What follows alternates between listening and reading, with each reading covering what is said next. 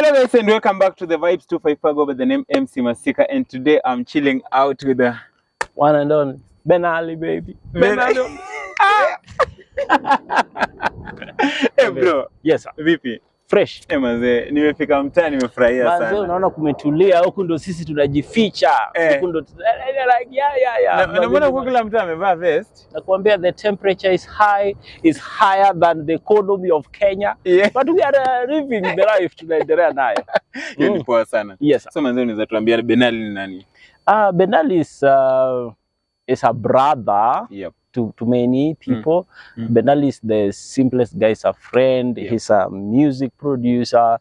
He's a script writer. He's a audio editor. He's a sound designer. He's a colorist. And right now, currently, I am hosting my show in it Vibe na Ben Ali Live. Vibes na Ben Ali Live. Yes. Manze, hiyo show. After the Vibes 254, mimi tena naenda kwenye interview. Hebu mchange hiyo jina bwana. Why are you using my name Vibes 254? It's Vibe na Ben Ali. There's only one name in Kenya, Vibe na Ben Ali. Yes, but tunafanya job poa sana. Yeah, manze, tunafanya job poa. Lakini pia hapa hivi manze tumefurahia. Vibe yako yani ni ile unique. Energy yako ni ile unique. Mse, hadi nimefika hapa hivi nikafeel like unichape interview, mimi nikuchape interview. Uko sawa tayari, uko sawa tayari. Brand kubwa hii, brand kubwa sana. sana. Manze tunashukuru sana. Yes, so Ben Ali, unajua watu wanaweza kuwa wanakuona hivi wanashangaa like hey, ujinga yote na hii ubunifu yote. Umeenda shule? Yeah, nimeenda shule, nikaanguka geography. Niliuma nje. Kwani ulianzia high school? In high school kwanza, the subject that iliniangusha was Swahili. Because you know nilikuwa natoka Ushago, nimetoka Kisumu. I came to Nairobi, and then I had an accent. Unajua ile Swahili bwana. I want to tell you that my name is, I didn't know I had an accent. So when we were in Form 3, there was kuna wazungu walikuja shule, so we were told okay, come do presentations, you know, and me in my mind unajua kuna ile ego ya wajaka, so your ego, I know that okay, mimi I speak good English, I speak good Swahili. Sasa nikaenda hapo kwa parade, nikaongea, nikakaribisha kila mtu, and then after 2 days they gave us the CDs hizo venye walikuwa wametengeneza, so I'm running home, naenda kujiona. So naweka hivi DVD, manzi inakuja hapo, praise the Lord, hallelujah. And then do mimi, Bwana asifiwe. Okay. No, that is not me. Mko karibu sana, huku tumewaleta kila mtu, nataka msherekee. I was shy. I have an accent. I didn't know I had an accent. And that's the moment now I started struggling with Kiswahili. Si nilikuwa niko like, hey, so Form 4, when the results came, I had a D. Ambia watu kweli ulipata? Nilipata D. Nilipata D kwa Kiswahili. Msicheke wewe. Inauma lakini unazoea. Naona kitambi sai. Na sasa hivi nilikuwa inauma, niligonga D. Yeah. Swahili liniangusha na geography. But CRE nilipita na flying colors. Na sasa hizi? Unakumbuka verse yote ya CRE? I actually don't remember. Much, but it was about, the ones I love was the stories of Moses splitting the Red Sea. Yes, which sea did Moses part? The Red Sea. The Red Sea. Yes. Yes. And at university? Homeboys, I went to do sound design, sound engineering, MTA. Yes. Wow. Ukamaliza. Na hiyo ndio kazi unafanya sasa hizi? Yes, that's what I do, sound engineering. I've been doing sound for the XYZ show. If you ever watch the puppet show, it was like, you are the guy behind. Yeah, tunaponga behind the scenes, tunajifichanga hapo. Yeah, we did amazing actually, like, cause it's more of a combination of talent and education. Yeah, so it was easier for me kufanya the show. Produced some of the best clips that the show ever had. Yeah, sure. Kuna like Sema NASA was, I think it has almost 500,000 views on YouTube. Sure. And that was based on creativity yangu and the team. So we created a lot of things there. Then Churchill Show. Yes, I've done sound behind the team for Churchill Show. Yes. Ulikuwa unafanya nini huko? Churchill Show nilianza na kubeba cables. Yeah, you go, because you know, like sometimes as much as you are good at something, kuna ile kunyenyekea. You are good, yes, but unanyenyekea. Yes, and you sit under people, and St. P was one of the people that introduced me to that platform. And nikaanza tu nabeba cable, kunyeshe, unabeba hizo ma cable unapanguza, you don't question because the platform is there. Yeah, sure. So that's how I started working my way into the show. Yeah. And here we are. Here we are. Alafu nimesikia in the introduction umeongelea about production. Yes. Yeah, audio. Do you have your own studio? Niliacha studio I think in 2015. Yes, I do have equipments for recording, but I don't do much music from 2015. The reason being, it's a long story of how now tukikuja hata mpaka kwa Vibe na Benali now. It was more about seeing talents die. Yeah. So we utakuja na 10K, unilipe, nikuundie track, ni mix na kupea song kali. Then you die after that.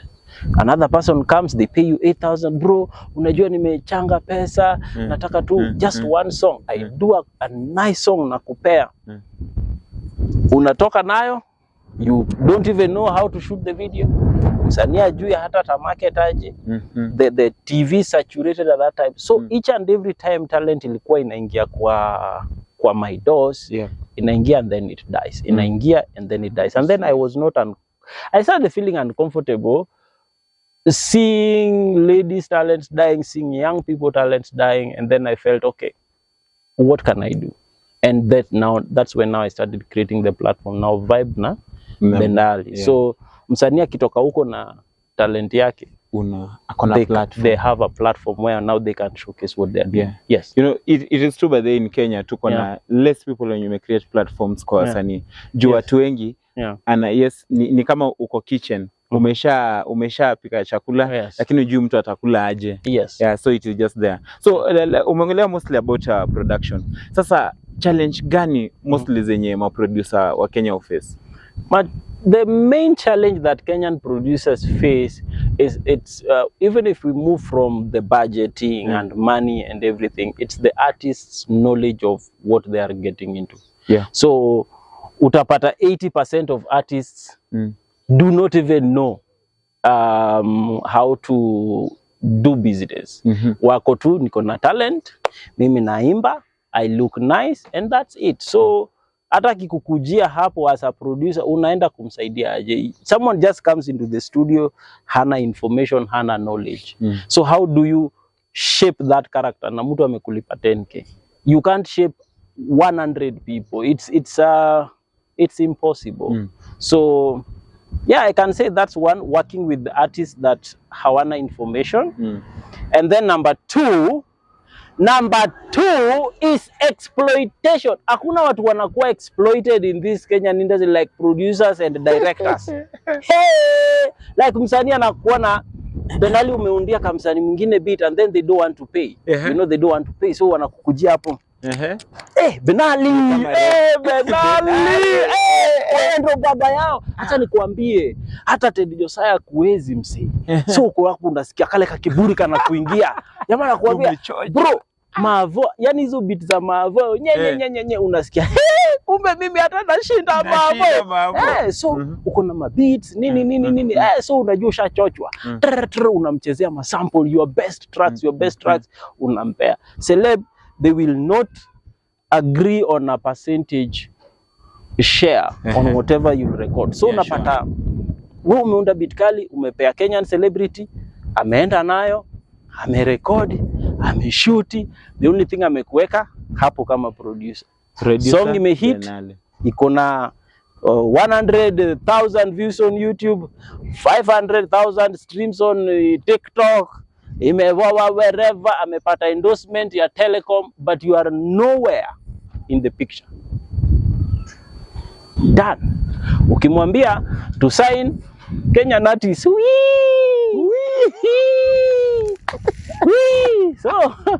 they kill, they exploit, they exploit Kenyan producers to the fullest. True story. Yeah, but then ukweli. Yes, but few people do care. Sauti Sol, I think they do care about their producers and people they work with. Yeah, sure. Nyashinsky, you've seen.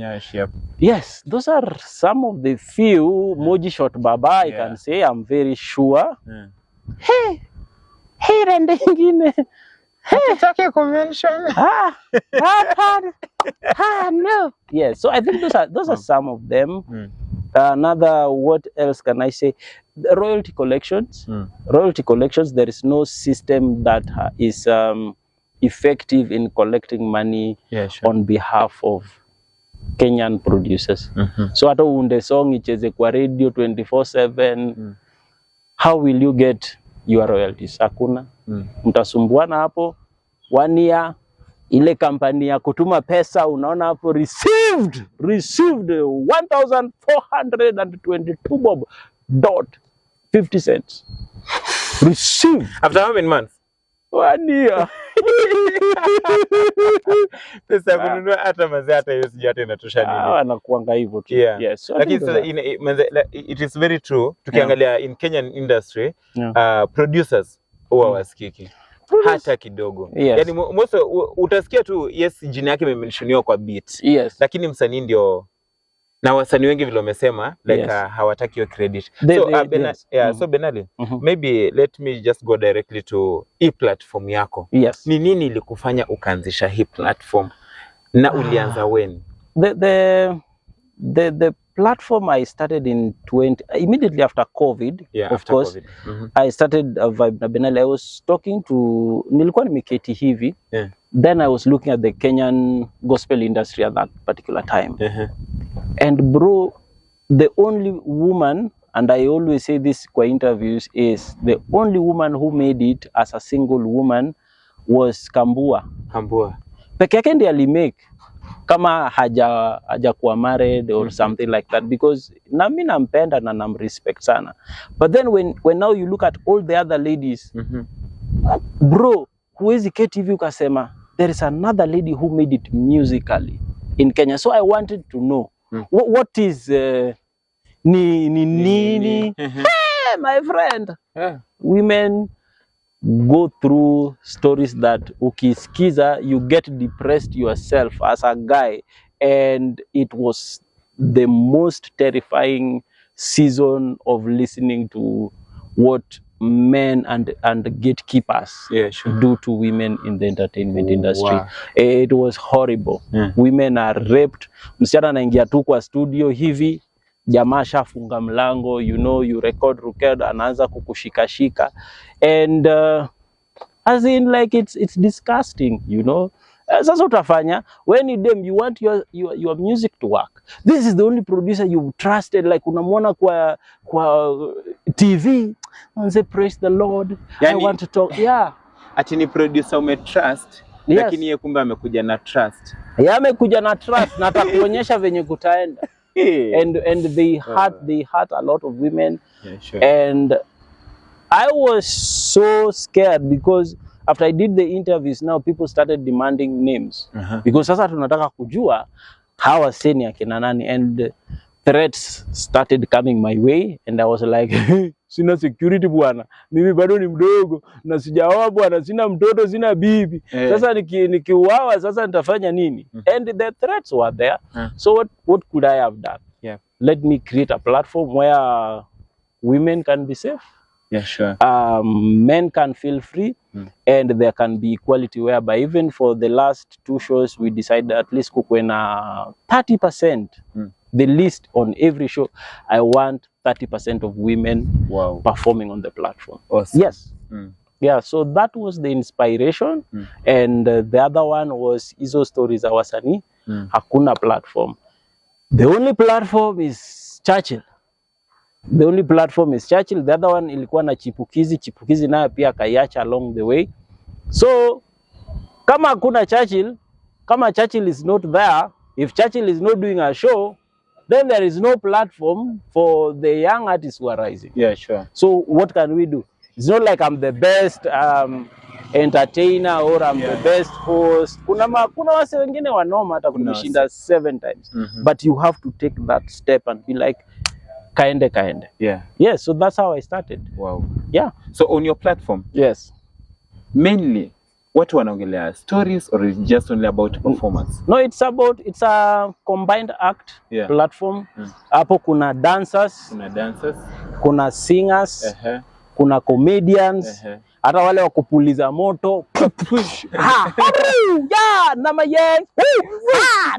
Yes, wote. We have all of them on the platform. Every person who is talented can showcase their talent in front of an audience. Yeah, no charge. After creating the platform, yes, hizo threats zilipungua ama ziliendelea? Threats zilipungua because now you see I'm no longer mentioning any name, because I think the mistake I did was starting a platform with my name behind it.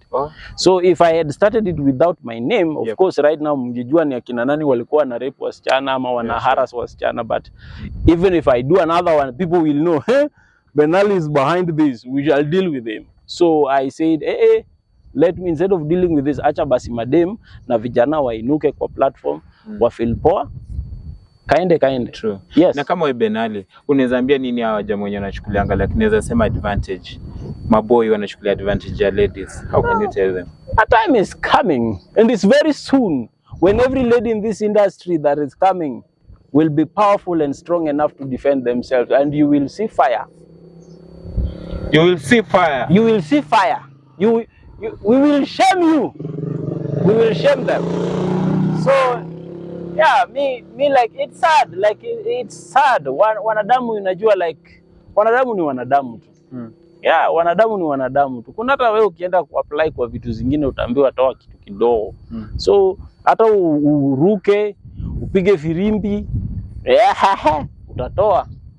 So what do you do? Yeah. So Bena, mambo na event host. Yes. Kila kitu. Yes, sir. Juzi host event ingine kubwa sana. Thank you. Kubwa sana. Thank you. And I know that was just a start. Yes. Hebu nikuulize, like tell us about the event. The event was something that I did the first time. Yep. I wanted to launch now the Vibe na Benali. I did it in February. Of course, Churchill has been very vocal and a push where fanya hii kitu, fanya. And I did it. He supported me, akanipea viti, akanipea sound. Wow. And now I didn't want to do another episode because it's draining. Doing a show is very draining, but I said kaende. Mwanaume ni kujituma. Yes. So we planned the second show.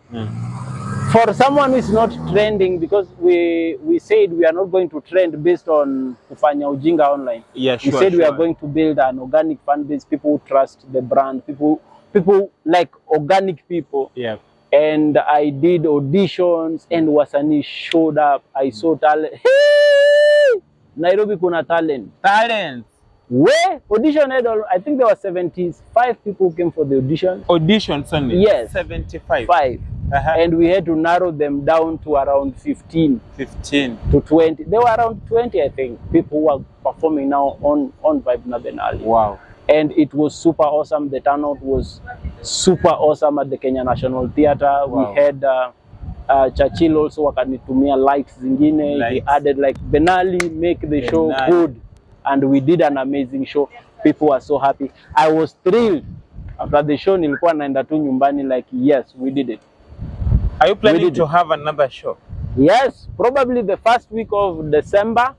We are doing another Vibe na Benali live, and even before that, probably we might be joining TV. Yep. And just watch out for Vibe na Benali. It's the show. Awesome. It's the show now. Wow. Yes. No, apart from that, Benali, I want to ask you an outside question. Yes. Saizi kuna statistic yenye inaonyesha like in Africa, Kenya is number 3 kwa teenagers pregnancy na spreading of HIV. Yeah. Unaweza ambia nini? Or what is that thing yenye inafanya hii kitu ina spread haraka? It's about competition. Young people are competing. And it's called what garbage in, garbage out.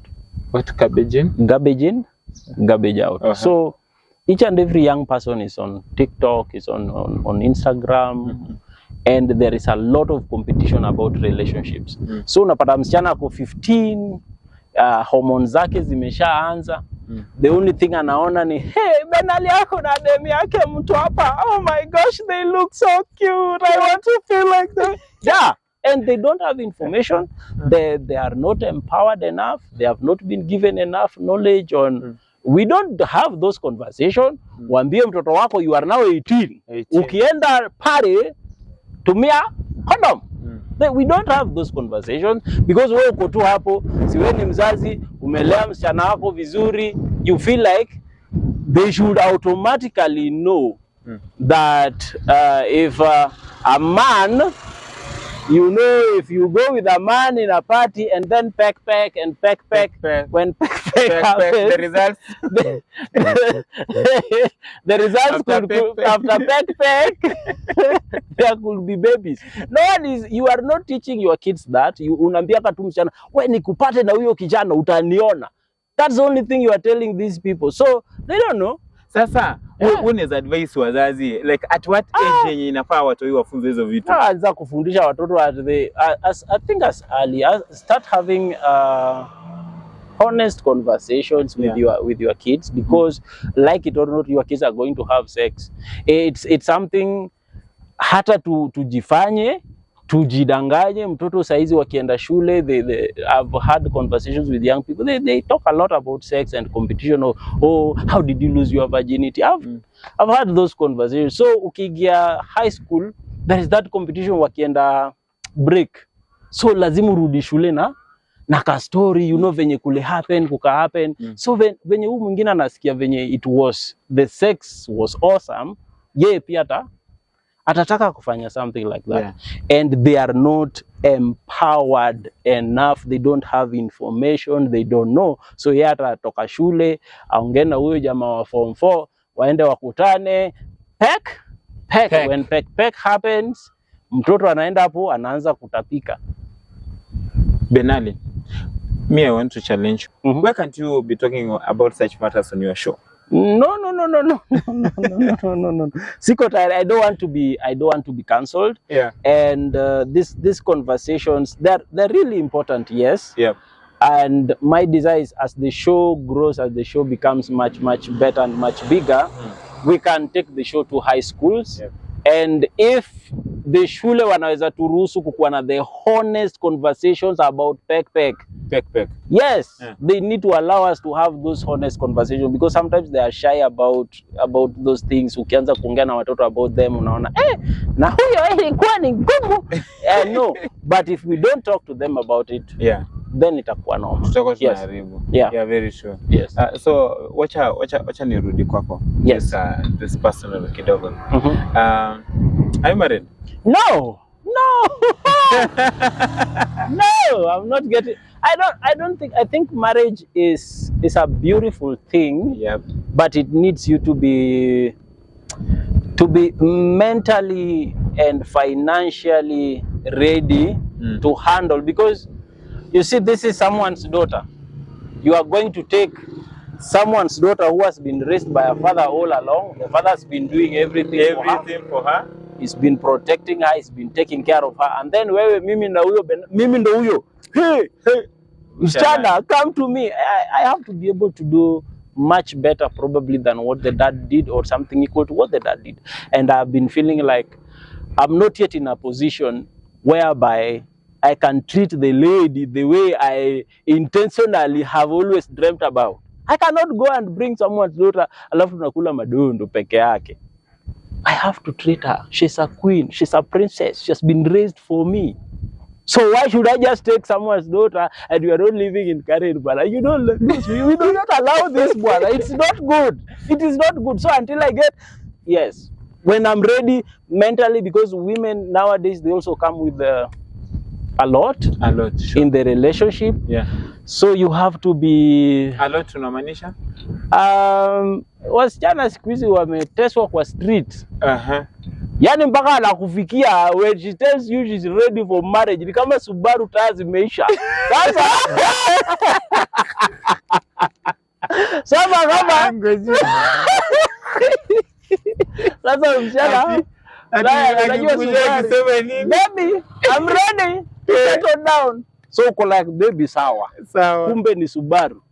Tires zimeisha. Mileage imekwenda. Ako 4,000. Unaanza hapo unasema hey! Unaenda hivi unasema huyu bwana ni kwani tunaenda namna gani? So you have to be ready to buy new tires. Yeah. You know, revamp. Uweke mileage mpya. You take care of someone's daughter and make sure that she's safe, she's happy, she's protected. Yes. Wow. Yeah. Then mimi najua saa hizi a lot of ladies watasema huyo tutampata wapi sasa? Tuko. Sisi ndio tuko. Hatuna sideband, hatuna color ya brown. Sisi ndio tuko.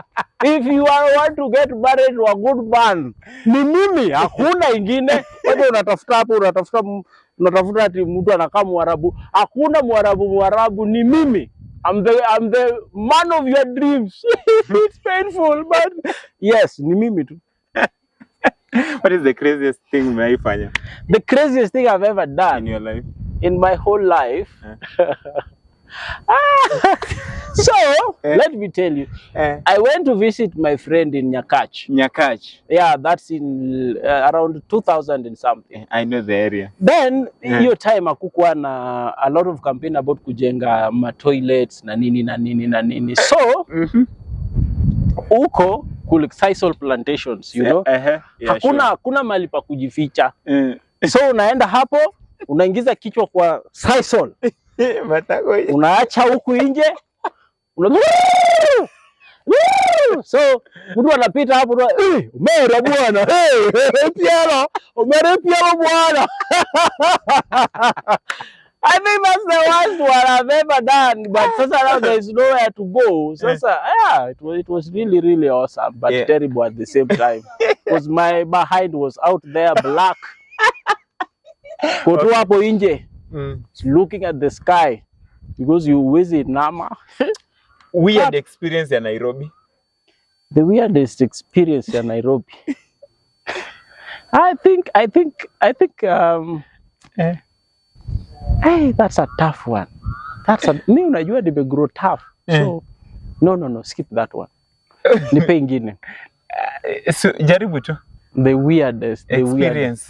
weirdest experience of my life in Nairobi. No, sina. Hauna. Sina the weirdest experience. I have the worst, I have the most beautiful. I have the beautiful, the worst, but not the weird. Before we go to the worst and the beautiful. Yes. What is the highest expectation you umeikuwa nayo and then turn out haiku happen vile ulitaka? I think that was like the first time I ever wrote a book. I wrote a book. You are a writer too? Yes. Yes, I wrote a very beautiful book. And this guy called Simiyu Baraza. Simiyu Baraza wanted to print the book for me. Book for you. That time I was living in Kibera. So I just went, nikaandika. I wrote the manuscript. Nikaandika na biro. I changed the pages. I wrote the book. Mpaka nikaweka cover. And then I went there to NTV. That time I was working at NTV. I didn't know the process, so I packaged the book. I wrote his name on top of it. And he never received the book. I think when we talked, 2 years later, because that time sikuwa na simu na nini. Yes, I lost the manuscript. That was the best. It was one of the best books that I had ever written, and that's the reason why I've never written another book. It was so beautiful. He never received the book. 2 years down the line. 2 years, yes. He never got it. But I was having sasa, siniko Kibera. This is my chance to change my life. I'm like, God of Isaac, God of Jacob and Ibrahim. This is it. I'm ready. And it never happened. Yeah. It was painful. Very painful. Yeah. Sasa, wacha turudi hapo hivyo. Yes. Most beautiful moments. My most beautiful moment in my life. I was dating a beautiful girl. you akaniacha. I think that was the most beautiful. She was the most understanding person, I think. Yes, and I think that was the most beautiful. I've done other things. I've created. I've worked with people. But I think that's one moment that always has like the peak. Yeah. Yes. Wow. Then she was lucky. Or were you the one who was lucky? We were both lucky because this was the first time I ever dated someone who was empowering my mind and pushing me to become better and better every day. Yeah, sure. And I was pushing her also. But as people say it sometimes, whatever is not meant for you is not meant for you. Yeah. So, yeah. The second last question. Your lowest moment? My lowest moment in life or in Nairobi? In life. In life. Yeah. My lowest moment was... let me give you a lowest moment in my life. I was in Kibera. You're in Kibera? I've reached a point whereby I've gone hungry for 4 days. Sijakula. I've not eaten anything. I'm serving in church. Mimi ndio like Saturday ninapanga viti, Sunday before watu wengine nimeshaweka sound, niko kwa keyboard naimba naiwe changwe kila mtu yeah. And then unatoka church unaenda home njaa. So after 4 days manze, you know your body is kind of weak. Your time I wanted to die. You know, I just said, you know, Mungu saa zingine uko na madharau, I am serving you. I'm doing everything for you. And now I'm going through this. I'm going to die. So I leave the church. Then I go to Mbagathi. You've ever gone to Mbagathi? Yeah, Mbagathi. There is like a footbridge up. Yeah. So I climb the footbridge. And then I'm like, I'm going to jump. I'm done with life. Ikai. I'm hungry. I am not thinking about selling my phone because I'm like, I'll leave the phone. Watanipata nayo. So I'm sitting there, just magari zinapita, shua. I'm contemplating, like in 3, 2, 1, I'm done with this life. And then my pastor calls me, ananiambia kuna wazungu wamekam. So they want me to go and help them in painting, kuweka rangi za church. And then I was like, yes, at least now, naenda church, nipakie Mungu rangi. Then I come back, I die. So if I die, at least when he's going to throw me in hell, at least we will see. Who is a fair God, that we shall see. So I go tunapaka rangi. Maze unajua kupaka rangi na njaa. Unapaka rangi ile harufu ya gum mpaka hiccups zinarudi. But unapaka so manze tumepaka tukamaliza by kitu 5:30 jioni, jua inaanza kutua. Then wazungu wakanipea some noodles, my food stuffs. So I'm so excited, you know, like I'm like, God, you know, I'm sorry, like I was overreacting. But kumbe it was not done. So nimebeba food, I'm like, tinaenda home, nikule so that I can repent because I was overreacting. Yeah, sure. Nafungua gate ya church hivi, natoka nje, nakutana na huyu msee. Ananiambia, hi bro, niaje? Manze kama uko na 50 bob, nisaidie na 50 bob. Niende ni by bibi yangu amezaa siku ngapi? 3. Hatujapata food, hatujalipwa mjengo, so at least nimbaie kamaziwa. Sasa yule jamaa shida yake ikakuwa kubwa kushinda yangu. And then I didn't think nikampea everything. Nikamwambia enda nayo, I hope itakusaidia. So this guy leaves. So I'm going home. I'm a bit happy. I'm not thinking about my hunger, but I'm hungry. So nikienda kufungua tu mlango hivi, then something tells me, mbona hukugawa hiyo? Si ungegawa tu hiyo chakula, ubaki na kidogo. Hey manze, wacha ile hasira sasa inipande. You know you are depressed, you are sad, you are like I'm done with life, you know. So I go in the house, I've even forgotten about the suicide for that moment. I'm angry. Manze unakunywa maji hivi unasikia inarudi. Unakunywa maji inarudi. Unajua ukiwa na njaa hata ujifulike kwa blanketi hakunanga joto. Like uko kwa ndani ya blanketi but kabaridi tu kako and then at midnight my brother actually my brother hiyo time hakukuanga na bundles, kulikuanga na iku browse ya 1 minute 10 MBs I think.